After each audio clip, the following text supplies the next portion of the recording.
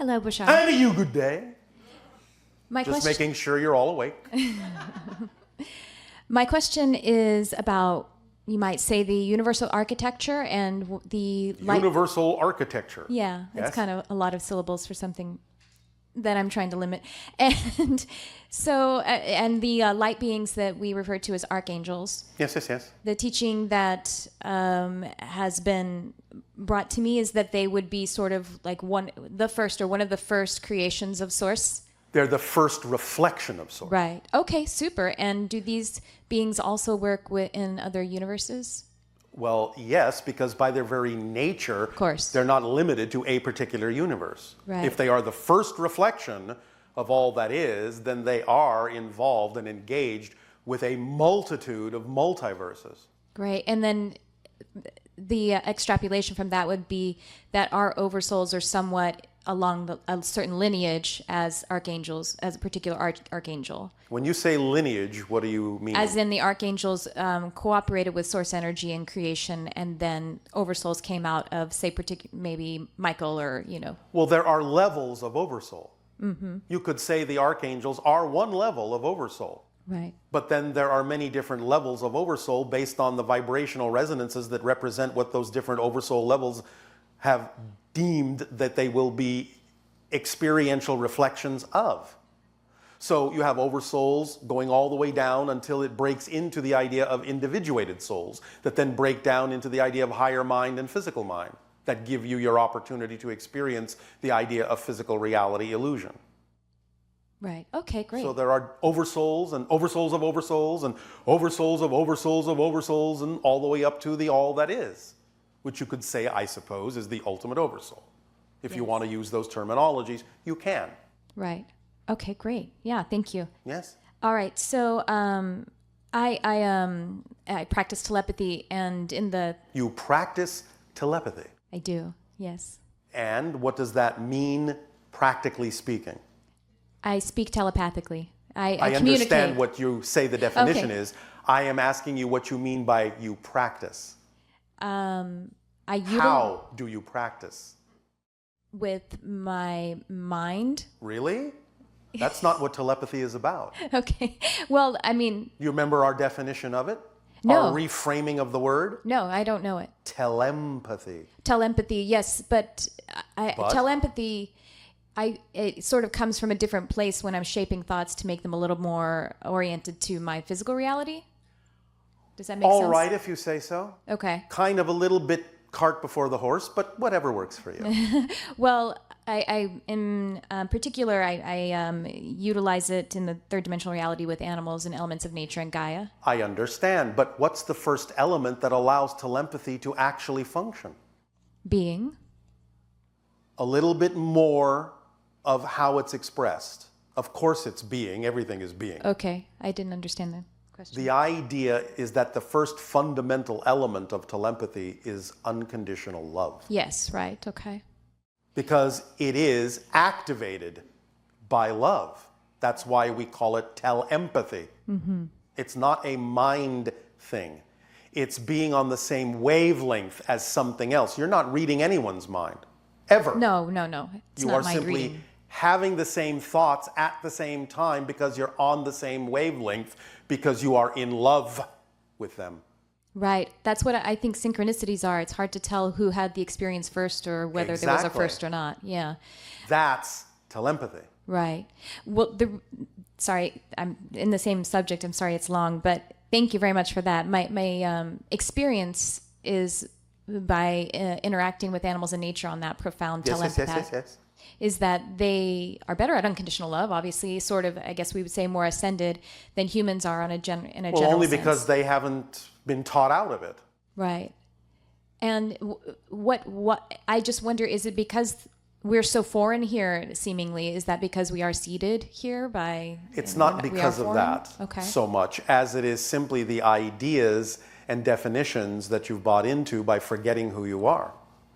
It just goes with the territory. Right. That when you forget who you are, when you choose to forget, so that you can go through a transformative experience of remembering who you are and discovering who you are from a new point of view, what sometimes comes with the territory is the idea of buying into belief systems that are not necessarily in alignment with your true frequency. But that's just part of the game you're playing, and that's part of what it is you're transforming.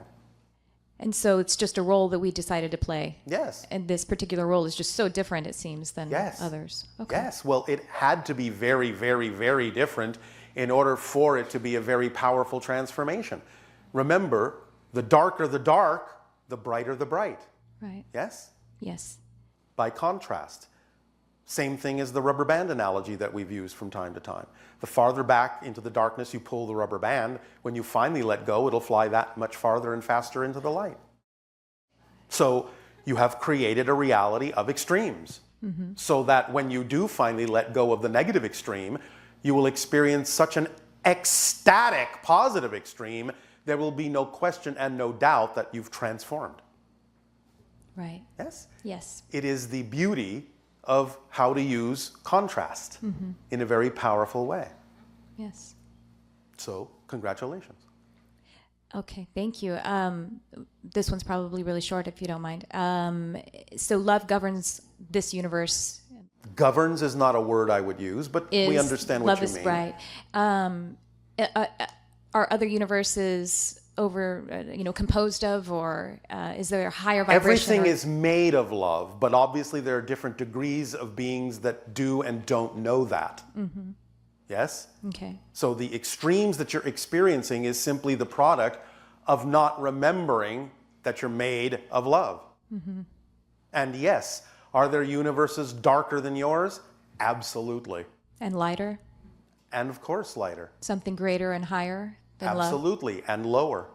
Right. Okay, great. Thank you. Just as you have found in exploring your physical universe that you are actually sort of in between the largest things and the smallest things, you will always find, no matter how far you look, forward, backward, up, down, side to side, you will always be in the middle, and every single being will always have the same perspective. You will always be in the center. Yes. Because everything is infinite in all directions. Right. So everywhere you are, and everyone you are, is the center. Yes. That's how it works. Does that help? Very much. Thank you very much. Thank you.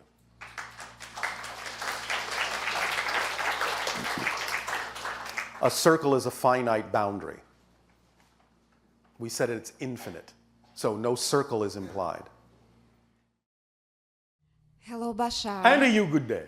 I didn't expect to be here, but... Well, congratulations and Shivai on your unexpected experience. Thank you very much. I had a strong urge to write my name, and I was kind of scared to do it because I didn't have any question. I just came... You don't need a question to speak with us. In fact, many times you'll get more information from us when you make a statement that is true for you. Oh, thank you. I've been going through a lot of transformation. Oh, and... congratulations. How exciting. Yes, it is. Indeed. She said, not sounding very excited about it. Well, some of them were quite painful.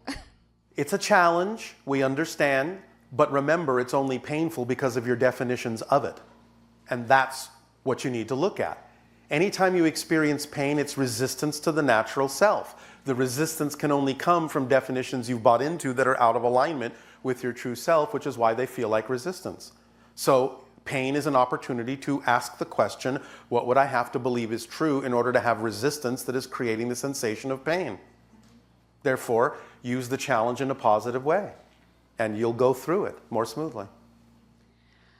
I feel as I was suppressing my emotions since my early childhood, and I had an experience of ayahuasca, and I've noticed that that portal was open, and I started experiencing all kinds of emotions going through. Yes. So I think the emotions that I'm experiencing, basically those that I didn't go through, and once I really release all of them, it's going to be easier. Yes, it's not so much about releasing emotions as it is releasing the definitions that don't work for you that create the emotions. Emotions don't exist in a vacuum. You can't have an emotion or a feeling about anything if you don't have a definition first. So the idea is that your emotions can put you in touch with the definitions. It's the definitions you need to release, and that will make all the difference in what you feel. Yes? Yes. The emotions have to be owned, not released. The emotions have to be delved deeper into to find the definitions that are generating them. Then when you release the definitions, the emotions that go with them, in a sense, will simply evaporate. I've noticed that once I feel the emotion through, the answer comes in at the end. Yes. And it presents itself. Yes. How I should have been acting. Well, not should, but can choose to. Yes, yes. So I wouldn't create this. Yes, well, that's your technique then of how you use your emotions to discover the definitions and then let go of them. And decide to choose what you prefer. Simple as that. Sure. Yes? Yes. All right, well, congratulations on finding and creating a permission slip that works well for you. Thank you. You're welcome. I had nothing to do with it. Thank you.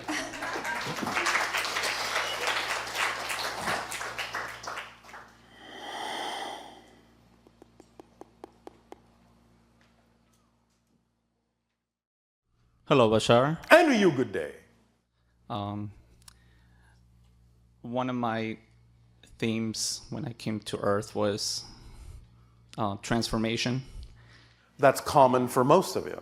I experienced that being born in another country, El Salvador, Yes? and being really conscious since I was like probably 4 years old. Yes? Still having memories of how I've evolved as a child Yes? into the person I am right now. Yes. There is a lot of painful memories that I have. The person you are now has the painful memories? Yes. Why are you that person then, if you don't prefer to have those painful memories? Because a lot of my life struggles reoccur with that painful. For example, Yes? I'm not allowed to vote. You're But not I'm allowed to what? I'm not allowed to vote. You're not allowed to vote anywhere on the planet? Not here in the United States where I live right now. Is that important? To me, it's not important because I understand I'm part of the whole. So if it's But- not important, then why is that an issue? Because it feels like I'm limited. Well, if you feel limited by that, then why do you not become a citizen of that country so you can vote? Well, because I went through illegal channels. All right, well, then why not change your reality so that you experience something different? Why not redefine yourself in a different way? You mean just leave? I Go didn't back say to where I that. came No, I from, didn't or- say that. I said, why don't you redefine yourself where you are as a different person than you have been thinking yourself to be? I do understand that, and I do Yet. continue my life living in the highest joys And passion, yet. and following my passion. And yet, But yet it keeps reoccurring. It keeps coming back. so the fear is what? What's Well, the fear? I fear losing everything when Define losing everything. losing my, not being able to see my family, starting over again. All right, and why are you buying into that as being more real than what you prefer?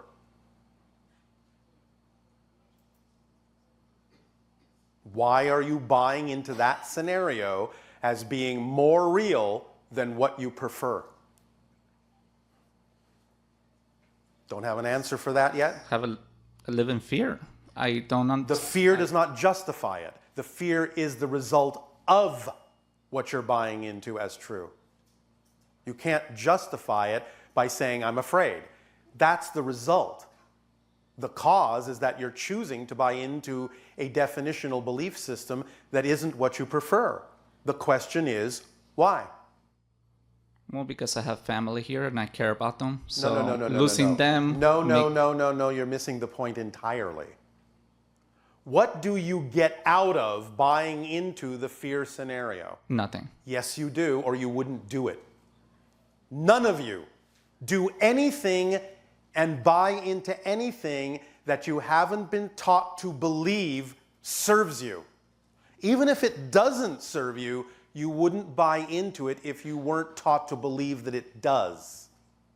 So how is it that you believe that something you don't prefer serves you? Because if you didn't believe it served you, you wouldn't hold on to it.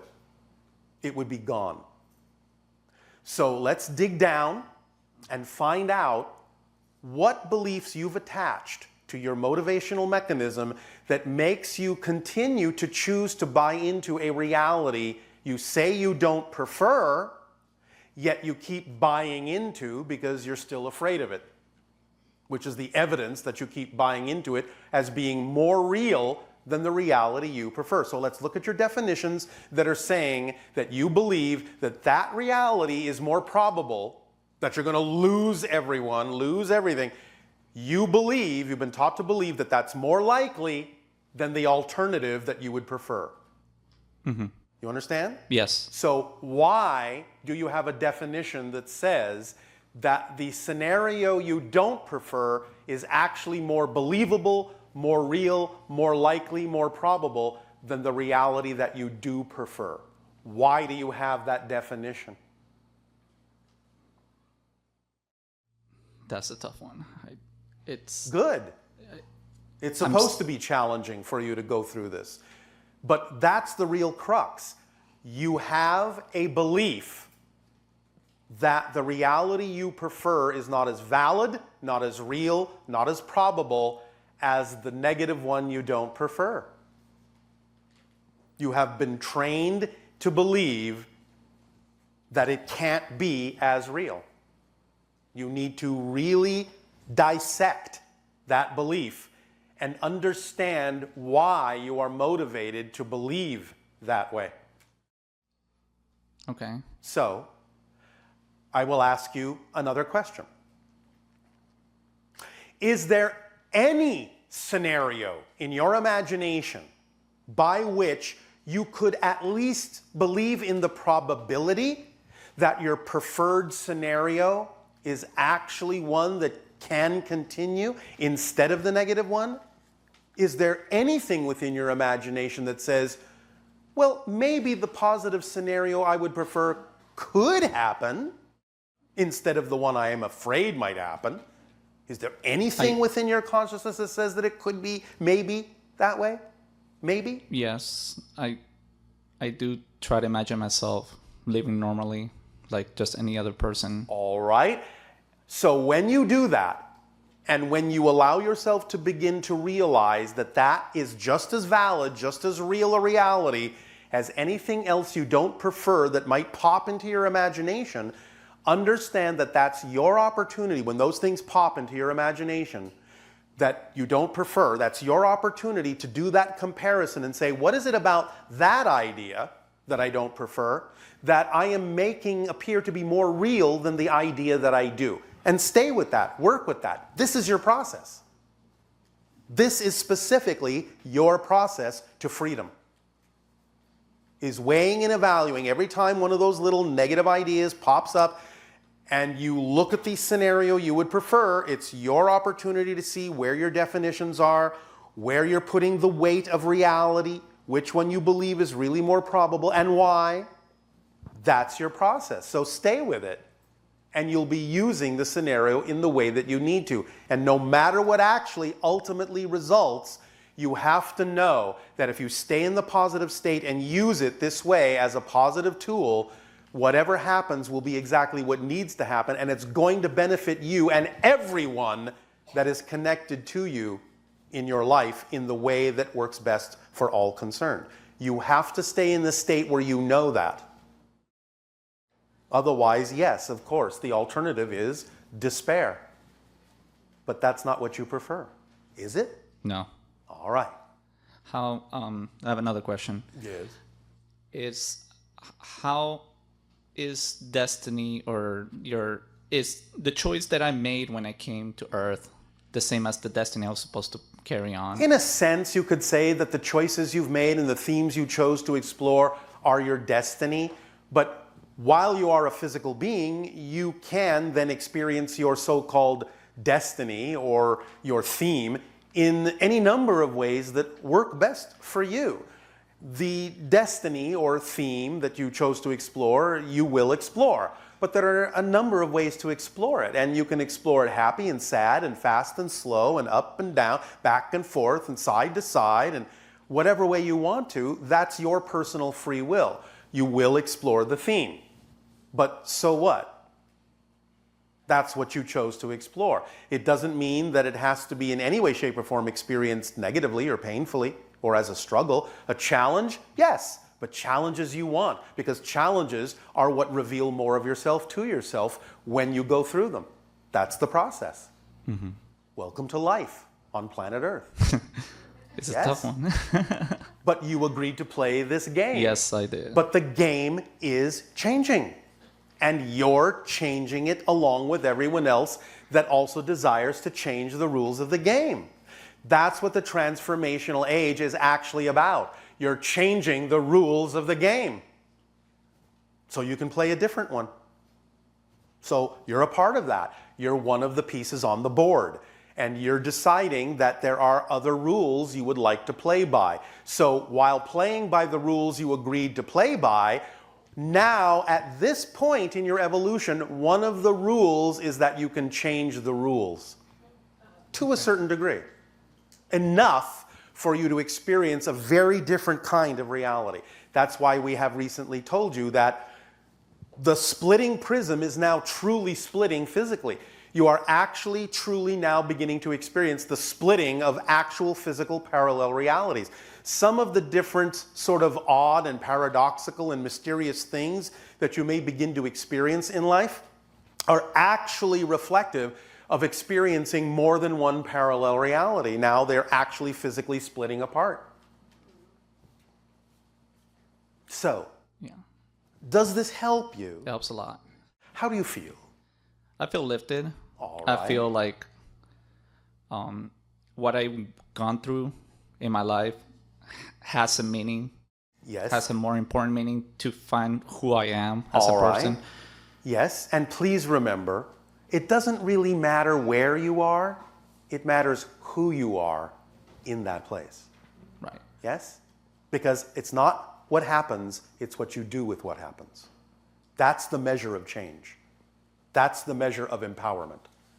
Not what happens.